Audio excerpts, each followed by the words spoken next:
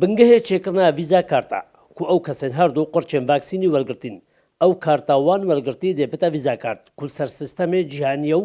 dê li firoxxane û derwazên nêvdewletî û welatên Ewropî mifajeyê te wergirtin. Di niha de rêvebirina miamila ji bo wergirtina wê vîza kartê dest pê kiriye. و کارکی گلک باشه هر چند بچه گیر بوده لی مفاکی گلک واسن تراب تایبر وان کسان سفرت کن بود در ولاتی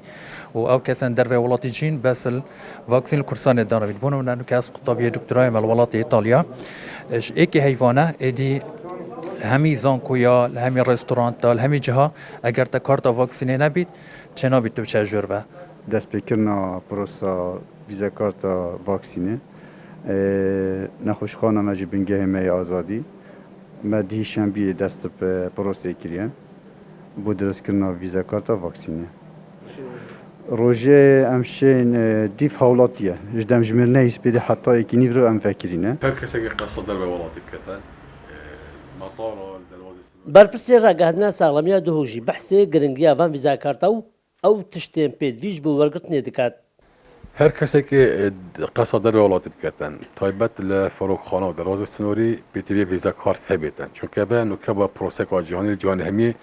ویزا کارت واکسین دان تا نچیکرن تیدا یعنی همی پیزانی توی کسی تیدا هین که ناوی و جایک بو ناوی و جه آکنجی بنای کی و اف واکسینه ورگرتیه چجوری واکسینه ورگرتیه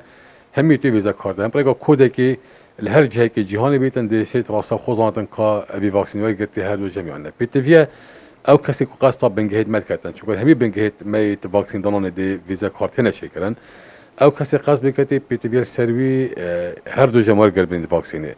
دیسان کپیه که یا پاسپورت خود گل کپیه که او کارت واکسین دان او مبو دای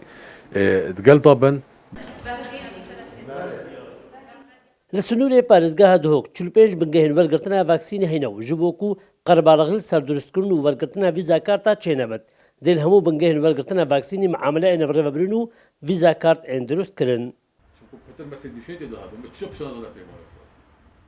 Şerwe Xedir Kursar News Duhok.